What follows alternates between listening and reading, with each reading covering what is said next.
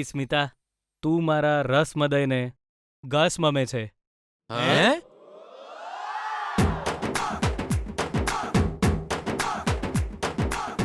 મસ મને પણ તું બહુ જ ગસ મમે છે. હું તસ મને બહુ જ પ્રેમ કસ મનું છું. અરે અરે આ કઈ ભાષા છે ભાઈ? તમે બંને શું બોલો છો? આ કઈ ભાષા છે બેટા? મને તો કંઈ જ સમજાયું નહીં.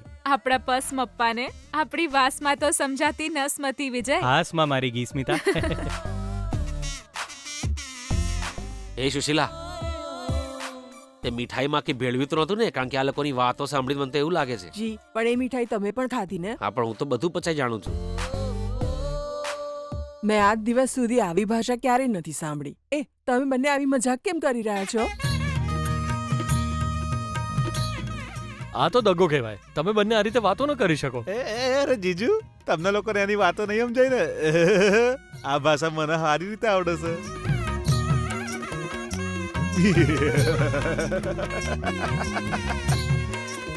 પહેલા તને કેવી રીતે સમજાઈ ગઈ? બેના વેરી સિમ્પલ. મારા ભણાએ ગીતાને પૂછ્યું, ગીતા તું મને બહુ જ ગમે છે, હું તને ગમું છું? અને ગીતાએ કહ્યું, મને તું બહુ જ ગમે છે. આઈ એમ રાઈટ?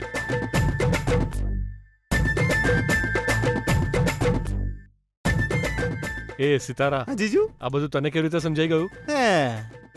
તમને ખબર હશે ને મારું જનરલ નોલેજ કેટલું સારું છે. જીજુ, તમને બધાના બીજા પ્લેનેટની ભાષા લાગે છે ને? ના ના ના, આપણા જ ગ્રહની, આપણા જ શહેરની ભાષા છે. હું તો ચડ્ડી પહેરતો તો ને તારા આ ભાષા વાપરતો તો. આ તો આવડો મોટો થયો, પેન્ટ પહેરીને હવા વાપરે છે.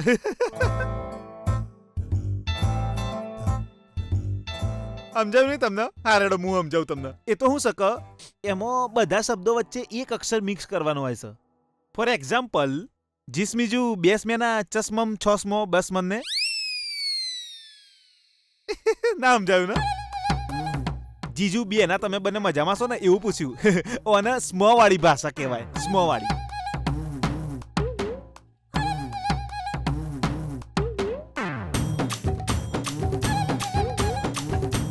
તમે આ ભાષાનો ઉપયોગ કર્યા વિના સરખી રીતે વાત કરો. તમે અમને આ રીતે દગો નહીં આપી શકો.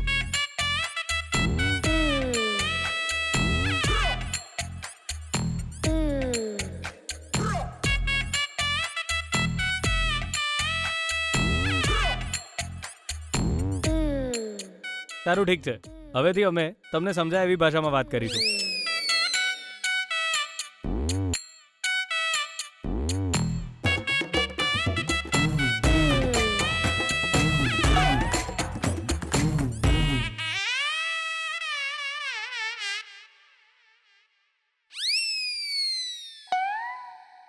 વેવાઈજી, તમને કંઈ સમજાયું?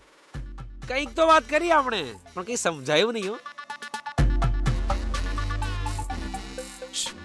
એ બેના, તને સમજાયું હે?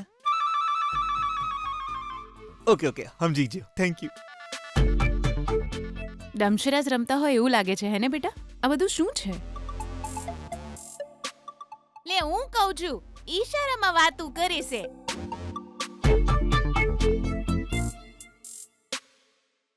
વિજય, એ ત્યાં ગીતાને અહીંથી ભાગી જવા માટે પૂછ્યું ને? ગીતાએ જવાબ આપ્યો કે હું પણ એની જ રાહ જોઈ રહી છું. આ તમને વાત કરવાની કીધી તો આવી ચટર-પટર કેમ વાતો કરો છો? આ જરા સરખી રીતે વાત કરો ને. અરે અમને પણ સાંભળીને આનંદ આવે, અમને પણ અમારા જૂના દિવસો યાદ આવે. નહીં સુશીલા? શરમાઈ ગઈ તો. ઠીક છે પપ્પાજી, ઓકે. ગીતાજી, આની પહેલા તમારે કોઈ બોયફ્રેન્ડ હતો કે?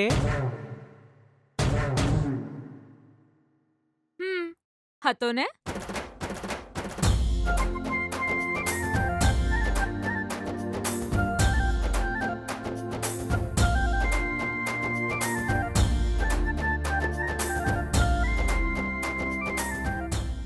અચ્છા, કોણ હતો?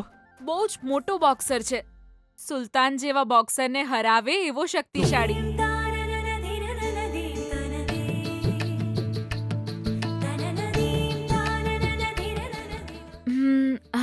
વિજયજી, તમારે આની પહેલા કોઈ ગર્લફ્રેન્ડ હતી? હા, એ તો મારી સાથે જ છે. કેમ પૂછો છો તમે?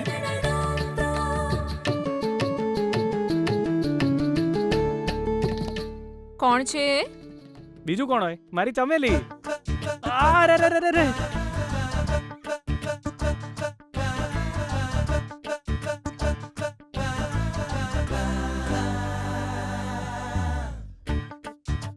ઠીક છે સોરી હા.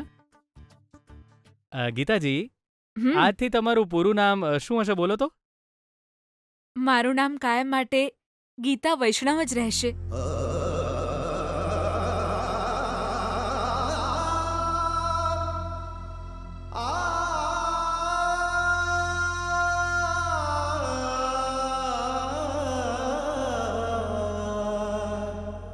ગીતાજી, આ તો ચીટિંગ કહેવાય. પતિનું નામ હોવું જોઈએ ને પાછળ. મારા પતિ તો હંમેશા મારી સાથે જ રહેશે, પણ મારા પિતા હંમેશા મારી સાથે નથી રહેવાના. એટલે એમનું નામ રહેવું જોઈએ હું મરી જાઉં ત્યાં સુધી.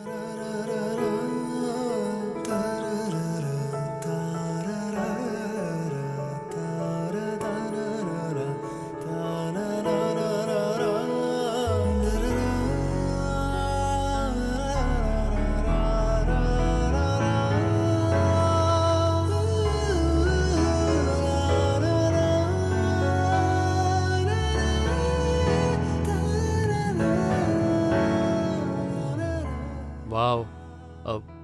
વિભાઈજી, તમે આપેલી ચેલેન્જમાં છોકરો અને છોકરી બંને જીતી ગયા છે.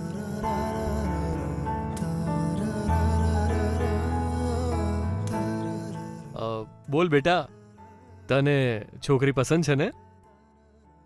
100 આઉટ ઓફ 200% ગમે છે ડેડ.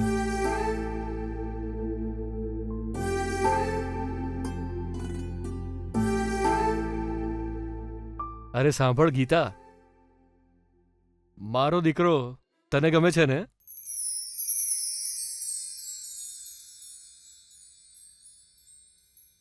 મારા પપ્પાની પસંદ જ મારી પસંદ છે.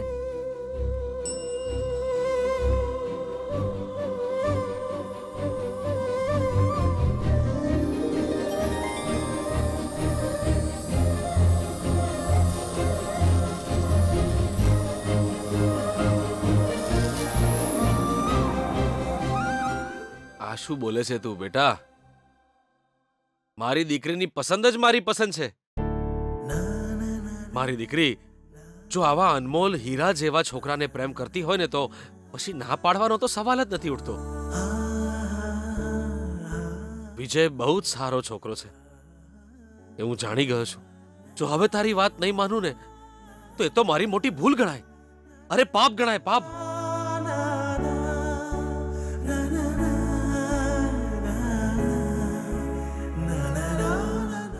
બેના, આ બીપી પોતાનું બીપી કંટ્રોલમાં રાખવા માટે ખબર નહીં ચઈ દવાઓ લેતો હશે. પૂછી જોઉં એને.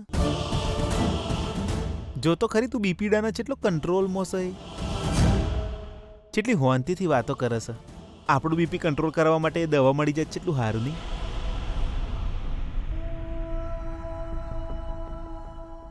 જમાઈરાજ, મારી દીકરી ગીતા આજ પછી તમારી છે.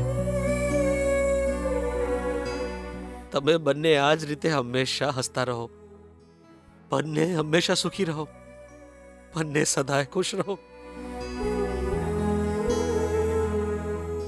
સદાય ખુશ રહો બેટા. બસ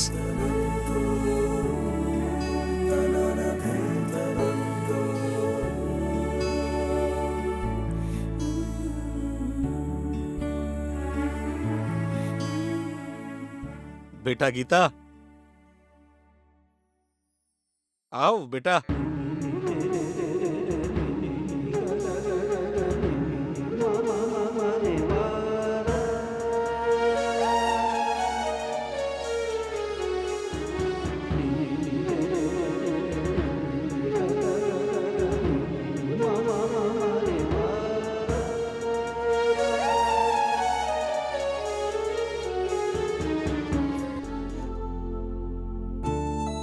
બેટા આ બાપની જીદ તું તારા સારા સ્વભાવને કારણે માફ કરતી આવી છે.